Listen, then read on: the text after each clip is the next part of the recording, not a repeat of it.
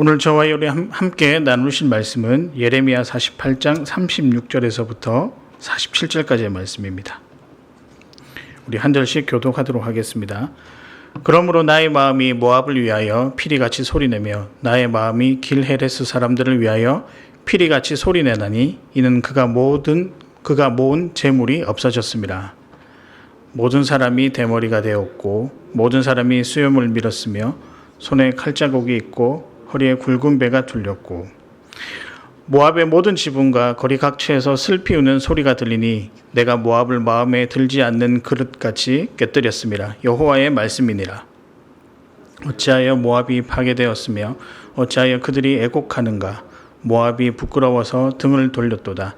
그런즉 모압이 그 사방 모든 사람의 조롱거리와 공포의 대상이 되리로라. 이는 여호와의 말씀이니라. 보라, 그가 독수리같이 날아와서 모압 위에 그의 날개를 펴리라.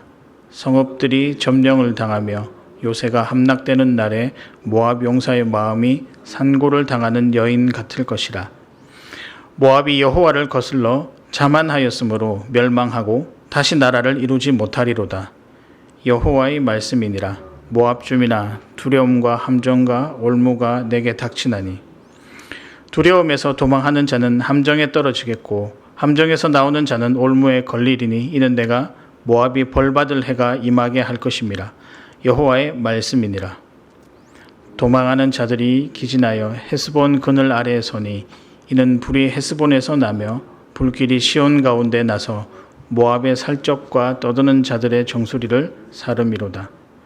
모압이여 내게 화가 있도다. 그모스의 백성이 망하였도다. 내 아들들은 사로잡혀갔고 내 딸들은 포로가 되었도다. 그러나 내가 마지막 날에 모압의 포로를 돌려보내리라. 여호와의 말씀이니라. 모압의 심판이 여기까지니라. 아멘. 우리가 성경을 읽을 때 신구약을 통틀어 가장 자주 등장하는 말이 무엇이라고 생각하십니까? 아마 찾아보니까 사랑하라, 감사하라, 찬양하라 라고 하는 이런 부류의 말이 아닐까라고 생각을 해봅니다. 이런 말씀 들을 때마다 위로가 되고 또 격려가 되고 또 도전이 되기도 합니다. 그러나 이번에는 반대로 한번 생각해 보겠습니다. 이런 귀한 말씀과는 달리 질책하시기도 하고 경고하시기도 하는 그 하나님의 말씀, 그 하나님의 어떤 질책과 경고의 원인이 되는 말씀, 그래서 자주 등장하는 말은 무엇일까요? 물론 여러 가지가 있겠지만 그 무게나 의미상으로 오늘 본문에 등장하고 있는 교만하지 말라, 우상 숭배하지 말라, 이것이라고 생각합니다. 우리가 자신의 죄를 놓고 하나님 앞에 기도할 때도 가끔 이렇게 기도합니다. 하나님, 교만하지 않도록 해 주십시오. 그리고 하나님만 바라보고 다른 것들에 우리의 마음이 두지 않도록 또 그렇게 해달라고 기도하기도 합니다. 그만큼 우리 삶 가운데 주의 깊게 생각하고 염두해야 할 것들이 이 하나님 말씀, 교만하지 말라, 우상 숭배하지 말라라고 하는 말씀입니다. 그럼 왜 그럴까요?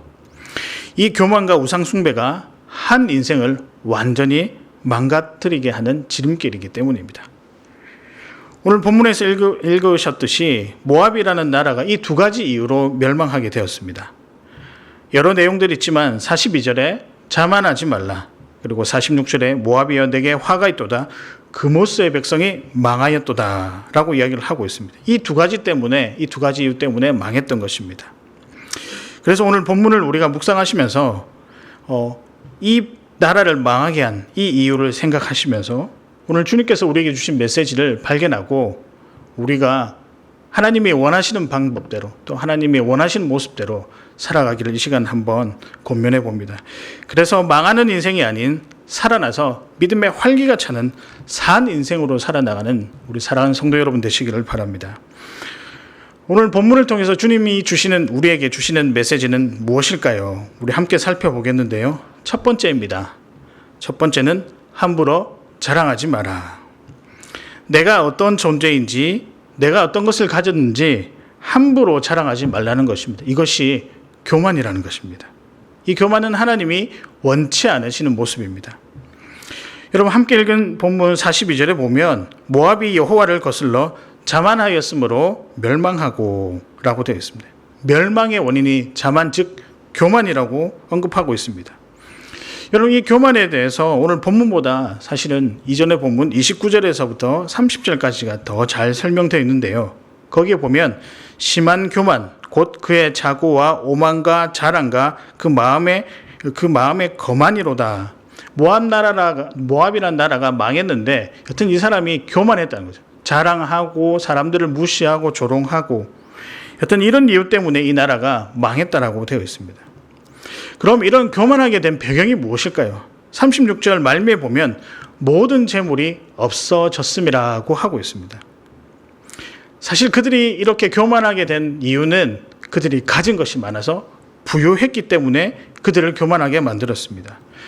여러분, 우리가 사전을 찾아보니까 모압 지방은 특별히 포도 특산지라 이 포도를 재배하고 얻은 이 재산이 상당했다라고 과거의 어떤 그런 역사들에 대해서 기록하고 있는 것을 보았습니다.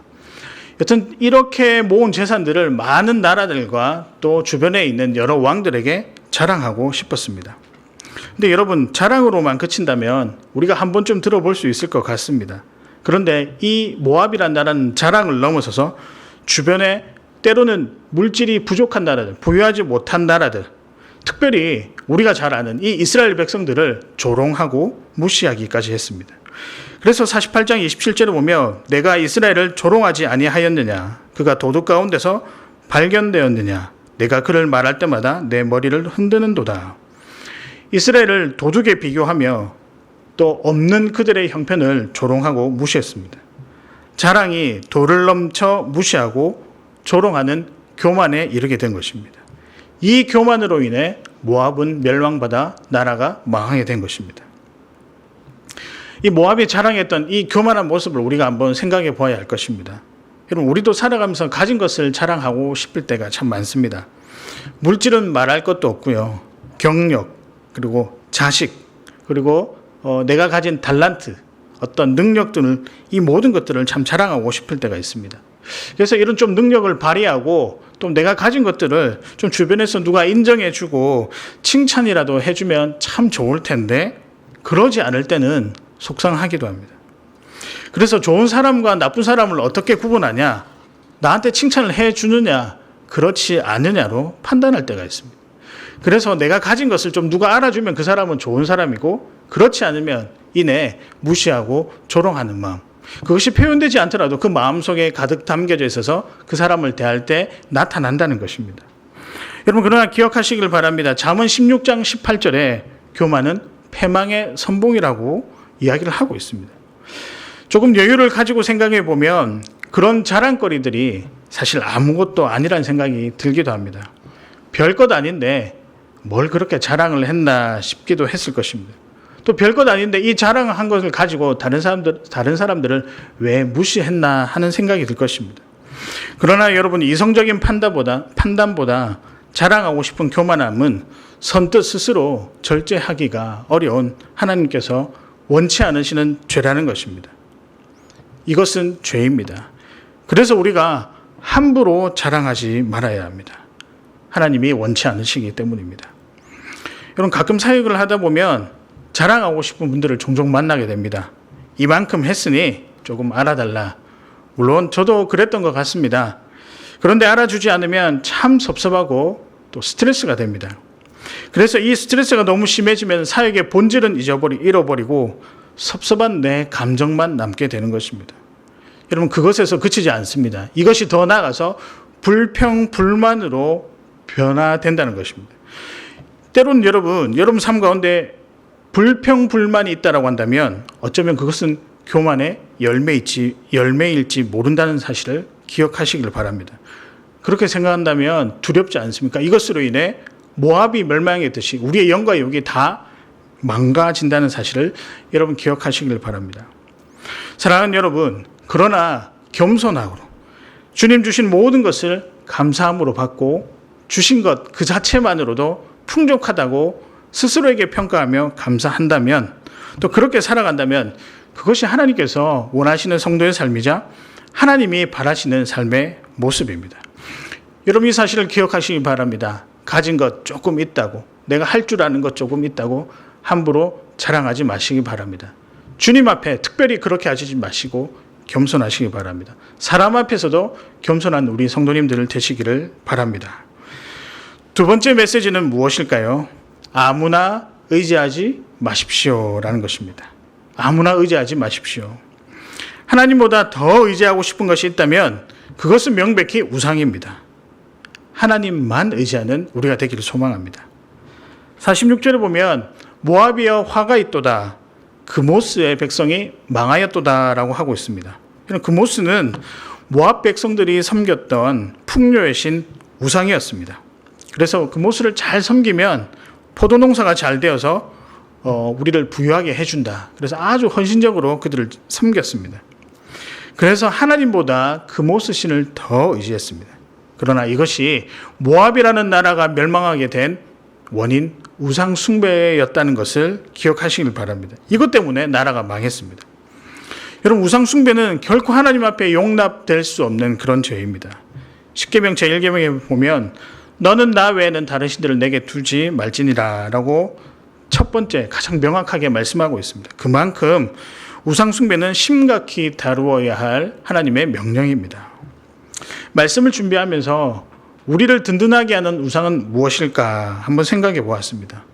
여러 가지들이 있겠지만 그 중에 사람이 아닌가라는 생각을 해봅니다.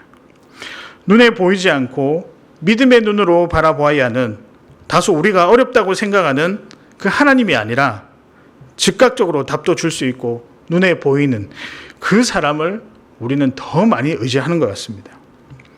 너무 의지한 나머지 그 사람이 함께 해줄 때 안심을 얻고 그 사람이 동의해 줄 때 자신감을 얻는 그런 상태까지 이르렀습니다.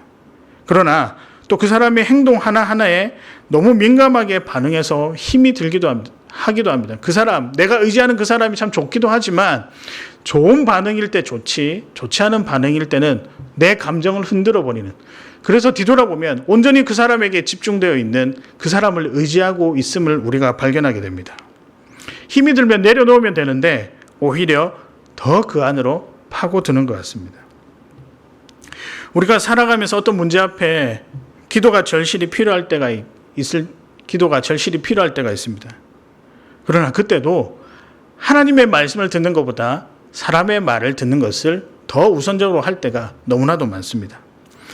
더 의지하고 있다고 느끼면 아마 그것이 우리 안에 우상을 만들어서 섬기는 것이 아닌가. 행여나 그것이 나라고 한다면 내가 우상이 되고 있지 않은가. 우리는 한번 되돌아봐야 합니다. 사람뿐만이 아닙니다. 어떤 것을 우리가 든든하게 해준다면 그것은 여러분 삶 속에서 내려놓아야 할 대상이라는 것을 기억하시길 바랍니다. 물질은 말할 것도 없고요. 경험, 위치, 나의 열정 등 어떠한 것이든 내 삶을 바꿀 수 있다라고 자신하는 순간 그것이 우리에게 우상이 될 수 있다는 것입니다. 여러분 잘 아시다시피 우리가 의지하는 것들은 또 그렇게 우리가 바라는 그 우상들은 영원하지 않고 속빈 강정일 뿐이며 모래 위에 지은 집 같아서 금방 허물어진다는 것을 잘 아실 것입니다. 이 불안한 것들을 의지하게 되면 망하게 되는 것입니다. 이 불안하고 영원하지 못하는 그 우상을 섬기게 되면 그냥 우리 육신뿐만 아니라 우리 영이 완전히 망가져서 더 이상 돌이킬 수 없는 길을 갈 수도 있다는 사실을 여러분 우리가 꼭 알아야 할 것입니다. 그러나 우리 하나님은 어떤 분이십니까? 때로는 우리가 원망하기도 하고 불평하기도 하고 또 우리의 어떤 감정들을 쏟아내는 그 하나님은 어떤 분이십니까? 그 하나님은 완전하신 분이며 결코 변하지 않으시며 그분의 선택과 그분의 방법은 단 한 번도 틀린 적이 없습니다. 그분의 시기와 방법은 틀린 적이 없으시고 전능하셔서 우리의 생명을 살리실 수 있는 그런 분이십니다. 그런 분이 알려주시는 인생길을 우리가 무엇이라고 부릅니까? 생명의 길이라고 부릅니다. 이분은 죽은 존재가 아니라 살아계셔서 지금도 역사하시는 살아계신 하나님이십니다. 그래서 우리가 하나님을 우상이라고 부르지 않고 살아계신 분, 살아계셔서 지금도 역사하시는 우리의 하나님이라고 부르고 있는 것입니다. 살아계시기 때문에 실제로 응답해 주시기 때문에 우리는 그분을 의지해도 되는 것입니다. 사랑하는 여러분, 행여나 여러분 하나님보다 더 의지하고 있다면 여러분이 가진 모든 것이 나를 만족시켜서 그것이 내 삶을 바꿀 수 있다라고 생각하는 것들이 있다면 그것은 우상입니다. 그것은 내려놓아야 할 것입니다. 처분해야 할 대상이라는 거죠. 대신에 살아계신 하나님, 그 하나님을 의지하며 그 하나님께서 우리에게 주신 모든 것들을 감사히 여기며 그 하나님을 잘 믿는 믿음, 이것이 진정으로 우리의 삶을 만족해 해준다는 것을 기억하시길 바랍니다. 물론 내려놓을 때 다가오는 두려움이 있을 줄 압니다만 반대로 조금만 더 생각해 보면 우리 하나님을 의지할 때 오는 평안함과 은혜는 그 어떤 것도 비교할 수 없는 또 만족감이 있다는 것을 우리가 기억하시고 하나님 잘 믿으시고 그런 여러분 되시기를 바랍니다. 다시 한 번 더 기억하실 때 아무나 의지하지 마시고 오직 하나님만 의지하시는 여러분 되시기를 바랍니다.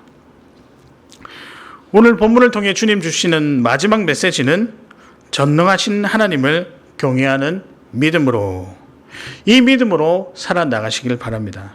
모든 것을 다스리시는 하나님을 경외하는 믿음으로 살아야 합니다. 두려운 하나님이 아니라 모든 것을 다스리시는 그분의 위엄을 찬양하자는 것입니다. 모압에 대한 이야기는 48장 전체를 할애하고 있습니다. 그리고 그 분량도 꽤 많은데요. 근데 마지막에 이렇게 마무리하고 있습니다. 내가 마지막 날에 모압의 포로를 돌려보내리라.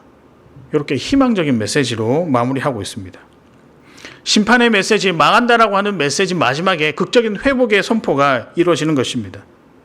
물론 모압뿐만 아니라 다른 열국에서도 열국을 향한 심판 마지막에는 회복의 메시지를 부어주십니다. 이런 것을 볼 때 우리가 한 가지 느낄 수 있는 것은 우리 하나님은 어떤 분이신가? 우리 하나님은 회복시키시고 용서하시고 우리를 그래도 기다려주시는 분이시다. 이 모든 어떤 응답들과 이 모든 말씀들을 통해서 우리가 경험할 수 있는 것은 우리 하나님이 너무 위대하다. 이 위대하신 하나님을 우리가 경험하게 되는 것입니다. 그 하나님은 심판하실 수도 있고요. 회복시킬 수도 있고 흥하게도 하시고 망하게도 하시고 온 세상을 다스리시는, 나를 포함한 온 인생의 모든 것을 다스리시는 하나님, 이 하나님 앞에 우리가 고백할 수 있는 것은 하나님 경외합니다라고 할 수밖에 없습니다. 우리가 가진 물질이 때로는 사라질 수도 있습니다. 누구 때문에? 하나님 때문에. 우리가 가진 지식이 아무리 준비했지만 하나님 때문에 때로는 그것이 사용되지 못할 수도 있습니다. 그러나 반대로 우리가 가진 적은 것이라도 하나님 영광 위해서 크게 사용될 수도 있고요.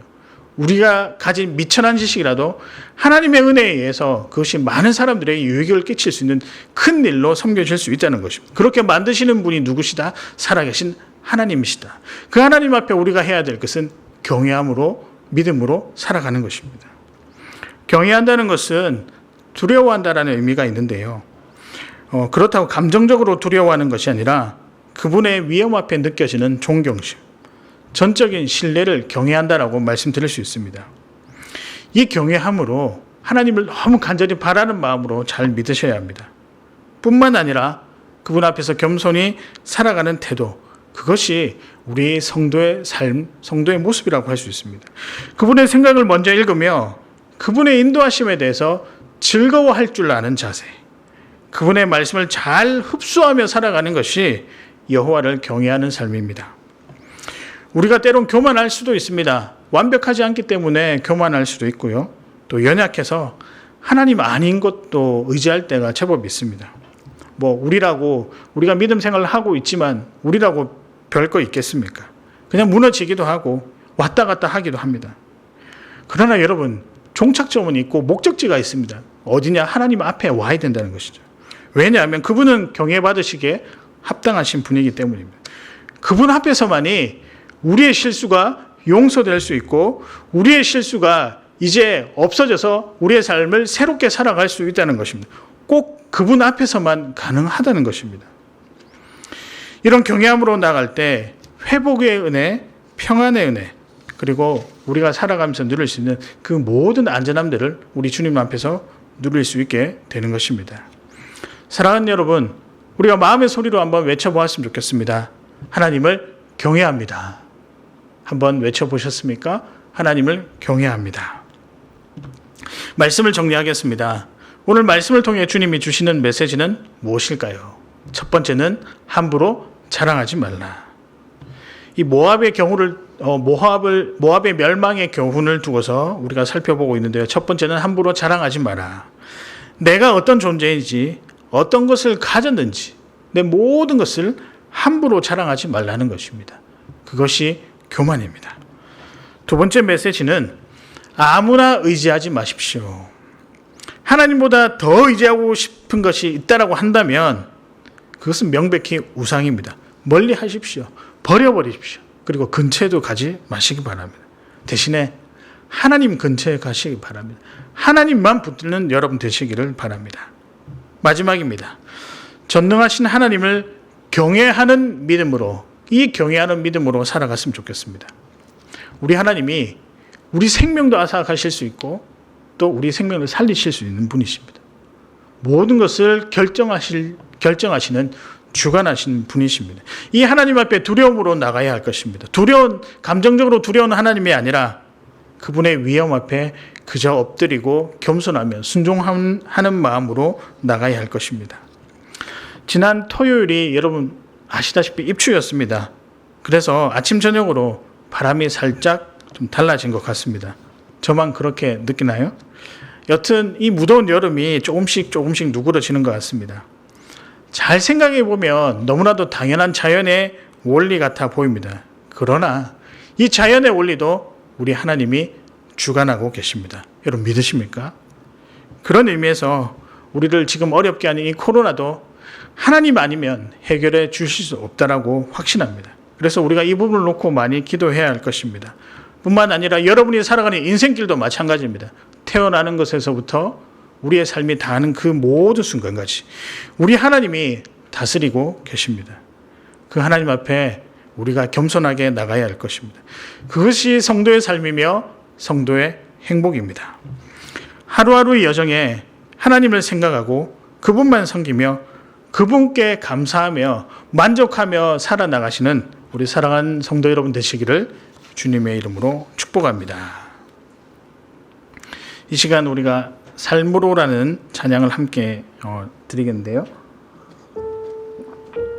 가사를 생각하시면서 삶 가운데 나타난 또 경험했던 그 하나님을 찬양하는 마음으로 우리 함께 찬양하도록 하겠습니다.